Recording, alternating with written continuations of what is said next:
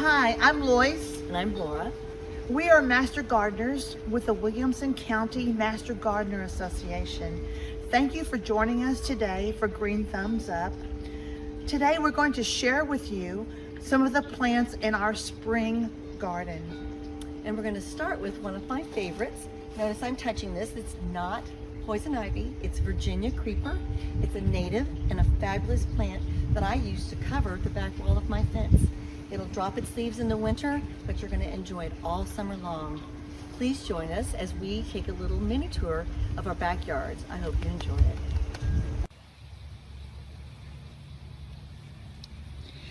If you think you can't have some color in shady places, check out this Cedar Sage. Isn't it lovely? It's come back this spring in a beautiful manner. This is a perennial, which is native to the Edwards Plateau. And look at the flowers. You can see why hummingbirds love it, as well as butterflies. Cedar Sage got its name from being happy living in the shady places under the juniper trees that we tend to call cedar trees around here. This Cedar Sage has been very happy in this location with some morning sun and dappled afternoon sun. It reseeds very freely, so count on it to spread. You'll be happy with the beautiful color. This winter, this Cedar Sage did not completely die out. In fact, there was always some green under that ice and snow, so it did very well with a good layer of leaves and mulch over it. Cedar Sage, beautiful red color for one of your shady spaces. If you're looking to add some magic to your shade garden, then Columbine is an absolute must. Yellow Gold Columbine was named as a Texas superstar by Texas A&M. It's tough, resilient, beautiful, will always come back, reseeds itself freely. It's a treat, and it takes barely any maintenance. The only thing that I have to do is when it dies back, just to trim off the dead stuff, and then it will come back in the wintertime. This lacy foliage resembles maidenhair fern, and this lacy foliage will start coming up in early winter, continue to grow, and the flowers will start blooming for you late March, April, and last about 6 weeks. I always let this plant go to seed, and then I shake it around the yard so I get lots and lots of a little yellow columbine. If the plants are not where I want them to be, I just dig them up and transplant them someplace else. Magic? Yes. Columbine? Yes. This plant is Coral Bells, or Heuchera. It's a new addition to my garden as of last year. It is a perennial, and during this winter, of course, it died all the way to the ground, and I thought it was a goner. But my goodness, it just came back, and you can see how strong it is in mid-April. I love this chartreuse color with these kind of brownish, reddish veins. It contrasts so beautifully with against my oak tree and this blue pot with mulch. I think normally you'd see perennials in the ground, but I wanted something in the pot, and this color is exactly what I wanted. Now, a cool thing about Coral Bells is they come in tons of colors. It can be kind of a burgundy, a true green, a rusty color. Just find what you want. It has these slender little stalks with teeny little flowers that kind of bob along the stalks. I just let them stay on, and you have these stalks all summer long, even into the fall. This is Coral Bells, or Heuchera. Enjoy. No, I'm not here to show you the deer that you see over there, but rather the coralberry, and to show you that deer will coexist with the coralberry. This is in a different type of location. This is in an unirrigated, dappled shade portion of the yard. Coralberry spreads through rhizomes and stolons. So this has colonized in this area. What began as 5 1-gallon plants has now spread into a beautiful area that provides cover for wildlife, has blue-green foliage, and in the fall has beautiful magenta colored berries that wildlife enjoys. The leaves turn a burnished reddish color in the fall, which is an added bonus. This is deciduous, so it will die down but comes right back. This survived beautifully the freeze. I have not trimmed this back at all, and it's approximately 4 feet tall. You can certainly cut it back to the ground in the winter. It helps with erosion control if you have an area of your property that you would like that. But this is deciduous coralberry, a wonderful native plant for our area. Every garden needs some evergreen shrubs to provide architectural structure as well as year-round interest. In this part of my yard, I have several plants that I'd like to talk about. The first one is this one in the front, a low ground-hugging perennial called ajuga. It is a workhorse in my garden. It's easy to propagate. I just take a spade and dig it up and put it someplace else, creating patches of ajuga all over the yard. It comes in multiple colors with fun names like chocolate chip and burgundy glow. In the spring, it has these little purple stalks, flowers on stalks that last, just a few weeks, but they're fun. The next thing I'd like to talk about is this larger fern. It's called holly fern. It's holly fern. It's a tough guy who is evergreen throughout most of our winters. If it's a little bit more cold, or if it gets extra hot in the summer, some of the fronds burn out a little, but I just trim them back and neaten it up when the weather cools down. Notice it has these long, arching, coarse fronds that give a nice effect in the garden and a nice contrast to the low ajuga and other mounding types of plants. In the back, I want to talk about Aurelia. He's a big focal plant in my yard. He stands about 6 foot tall, 10 foot spread, and has these large palmate shaped leaves. Very exotic looking, but don't let that fool you. He's tough. I've seen him with ice all over those leaves, and you wouldn't even know it when he thaws out. At the top, you see more vertical clusters of leaves. These are the new guys this season. They come up in vertical kind of stems, and then over time they relax and become more arching, and it softens the shape of the overall plant.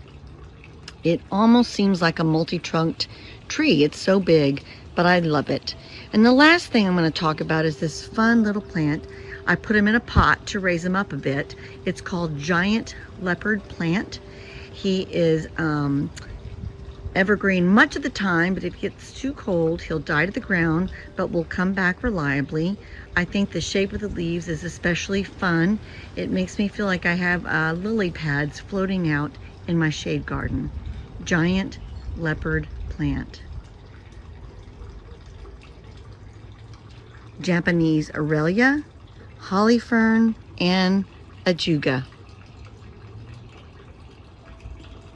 Gulf Coast Penstemon, a native of Texas, a delicate little plant that grows from 1.5 to about 1 to 1.5 foot tall. Although it looks very fragile, it's super tough. I don't do a thing to it, but when it gets it goes dormant in the heat of summer, so I cut it down, and then it pops its little green head up kind of late winter, and these starts blooming these flowers for several weeks in mid-spring. The little pinkish purplish blooms remind me kind of a snapdragon. It's the typical penstemon flower shape. I usually let it go to seed. I haven't had much luck with many plants starting up again from the seed. I have one though that I am going to transplant and bring him up to this little clump and add some body to it. Now this sweet little plant is not something you plant at the back of your, or even the middle of your shade garden. It doesn't provide this big pop of color that you might want further away. So I plant it on my walkway near the patio. So when I pass by it, I just enjoy its sweet little shape and movement. It just makes me happy. Gulf Coast Penstemon. Here are a couple plants that are very happy living around the roots of big oak trees. In the back, you see a grassy-like plant that's called inland sea oats. It is of interest through most of the year. The little green leaves start sprouting in wintertime, and then they grow to almost 3 feet tall in the summer. And at that time, slender stems pop up with little seed heads hanging on them. And the seeds look like, kind of like wheat. And they start off light green, go to a cream, and then by fall, they're a nice brown color, nice to use in arrangements. And the grass is also nice to use in arrangements. Inland sea oats. Now do note that the seed heads will cause this plant to pop up all over your yard, but I love it, and if it's not where I want, I just pull it up or I dig it and transplant it someplace else. In front you see Oxalis. This is not that pesky weed with yellow flowers. This one is well behaved. It's got the triangular, the cluster of leaves like clover. It is not clover, and it has these nice pink little flowers that bob above it. This is a cool weather plant. The green mounding part of the plant comes up in wintertime and it blooms spring. It will die out as the weather gets hot, but you can count on it returning the next winter. Oxalis, inland sea oats. Very, very few roses can be happy in partial or dappled shade, but this is one of them. Mariepaglier, or Dolly, is a tried and true little rose. It has few thorns. It has a very mild little scent. It's a repeat bloomer. This particular plant is planted, you can see, in front of a big old oak tree, so it's in between the roots of the oak tree. I had to very carefully plant a small version of this rose. It's grown to a sweet little shape at about 2.5, maxing out at 3 feet tall. It has a profusion of blooms in the spring and fall. I get little scatterings of blooms through the summer. It'll bloom more if I give it more water. But it's on a little drip system, so sometimes it just doesn't get as much water, and it also competes with the roots of this massive oak tree. So if you can see how pretty it is, it's holding its own. And I have to tell you that this particular rose does not get morning sun. It gets very dappled shade during the middle of the day, and then it does get beamed with some of that west sun, high quality hot sun at the end of the day. So finding the right place for this will bring you joy. Mariepaglier or Dolly rose. This is a beautiful deciduous perennial for Central Texas, oak leaf hydrangeas. It gets its name from the leaves that can be as long as 12 inches that are shaped like oak leaves. And the flowers are cone-shaped flowers. These are just about to go into bloom, and they have done spectacularly through this freeze of ours this spring. This plant does work very well with our pH soil here in Central Texas. It can be well over 6 feet tall and 6 feet wide. It is a beautiful plant. A bonus is that the leaves fall turn a beautiful bronzy reddish color, and I like to leave the flowers on them for architectural interest in the winter as well, as long as they stay there. So these oak leaf hydrangeas have done very well with limited sun. It gets a little bit of morning sun, and you see it shaded by the Arizona cypress, and it's been very, very happy in this location. And oh look, there is a bonus here. I have some Virginia creeper that's coming up, and this is native. This is a volunteer plant that will cover this fence and be a beautiful reddish color in the fall for some great interest. And so this is a vine that is very happy with shade. So that's a little bonus plant I threw in. This is the oak leaf hydrangea, doing well in shady places here in Central Texas.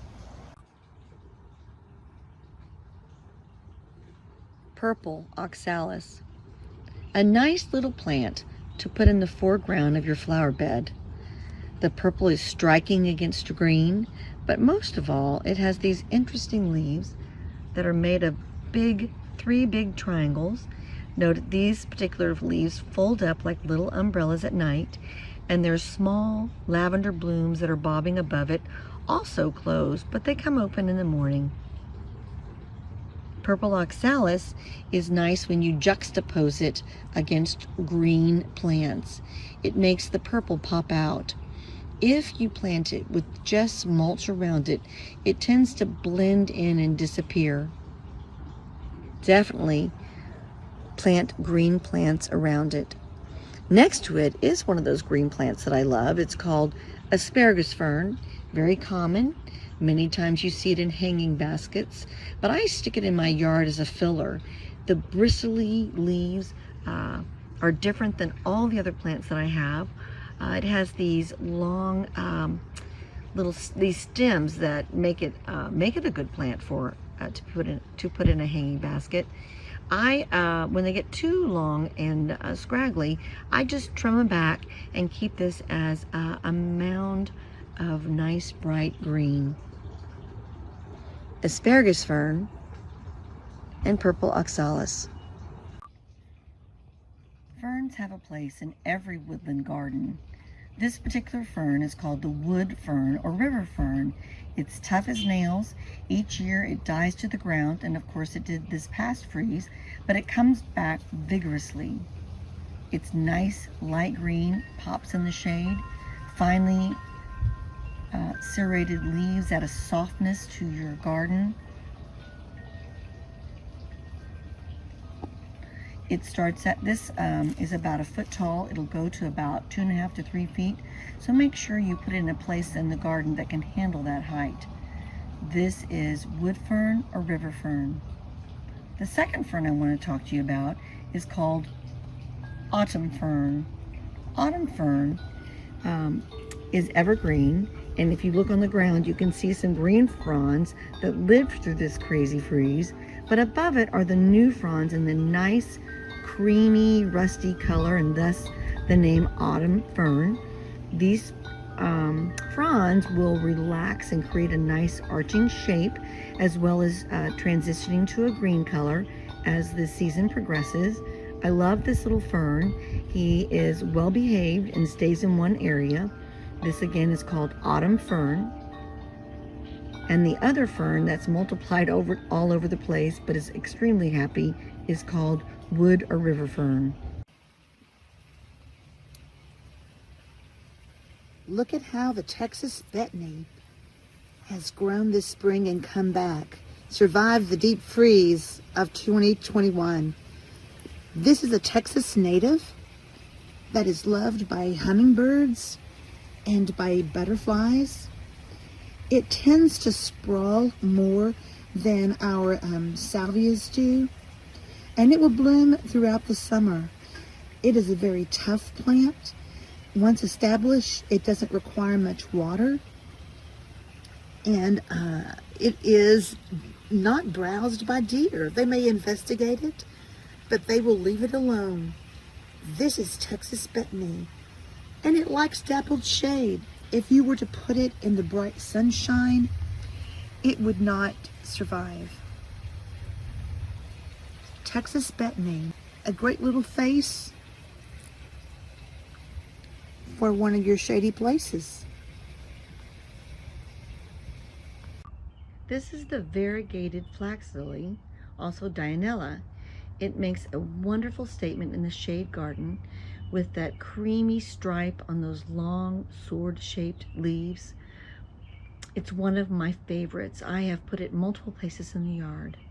It is evergreen. Now, if there's one of those extended hard freezes, I don't think it's done very well for me. And as a result, this past February when we had the Arctic event, I chose to cover it and use a little warm, the little warm incandescent Christmas lights around the base to make a little miniature greenhouse. And as you can see, it came through that drastic climate event beautifully. It has little stalks with teeny insignificant flowers. In fact, you can see them here, and I need to just clip them down so I can enjoy those beautiful leaves. Variegated flax lily, Dianella. We hope you enjoyed the Spring in the Shade garden tour that we shared with you today. In addition to this program, I want to let you know about another program we offer the fourth Saturday of each month. It's called Hands On in the Garden. We are out at our beautiful demonstration garden, and we invite you to join us. To find out more about this program, Hands On in the Garden, and other opportunities for learning about growing in Central Texas, join us on our website, Williamson County Master Gardener, where you'll be able to sign up for our monthly newsletter. Join us on our Facebook page, on our YouTube channel, and find out information about our monthly educational meetings. Hope to see you In the garden.